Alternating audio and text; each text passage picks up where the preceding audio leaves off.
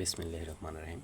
প্রিয় শিক্ষার্থী বন্ধুরা, তোমাদের প্রথম অধ্যায়ে 1.1 অনুশীলনে একটি প্রশ্ন আছে যে 9 অঙ্কের বৃহত্তম ও ক্ষুদ্রতম সংখ্যা লেখো। এই ক্ষুদ্রতম বৃহত্তম সংখ্যা লিখতে বলছে, যার অঙ্ক থাকবে 9টি। আমরা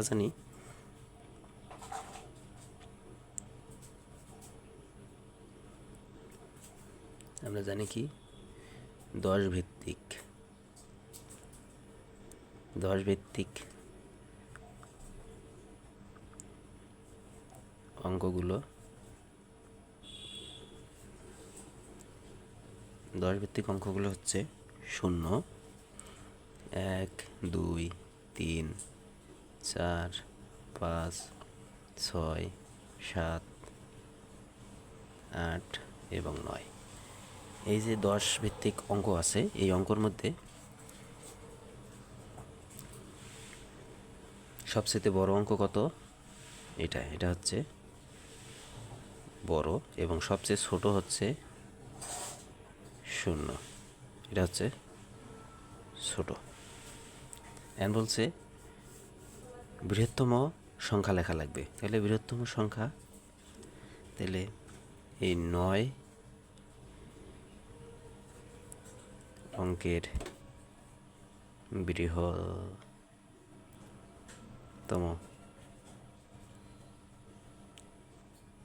সংখ্যা হচ্ছে 9টা অঙ্ক হবে, তার বৃহত্তম হচ্ছে কত? 9। 9টা 9।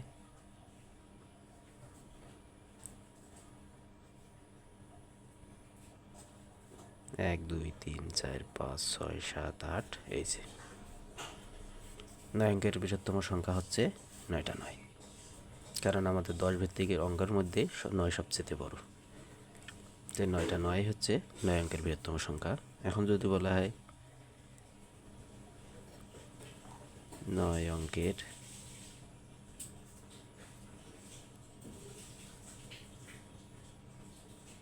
ক্ষুদ্রতম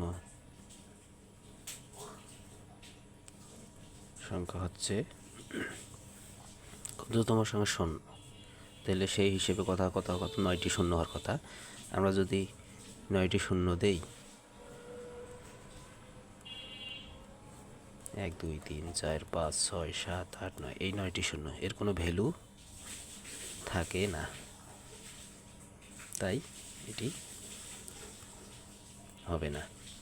তাইলে ক্ষুদ্রতম সংখ্যার জন্য তাইলে আমাদের মান আছে ক্ষুদ্রতম সংখ্যার, একটা হচ্ছে কত?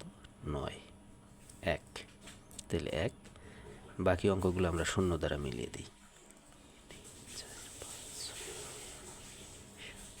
1, 2, 3, 4, 5, 6, 7, 8, এসে 9। তাইলে 9 অঙ্কের ক্ষুদ্রতম সংখ্যা হচ্ছে 1 লিখে 8টি শূন্য। 9 অঙ্কের বৃহত্তম সংখ্যা হচ্ছে 9টা 9।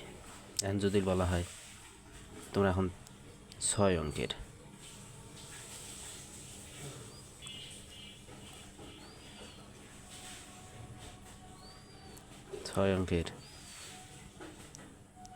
ক্ষুদ্রতম ও বৃহত্তম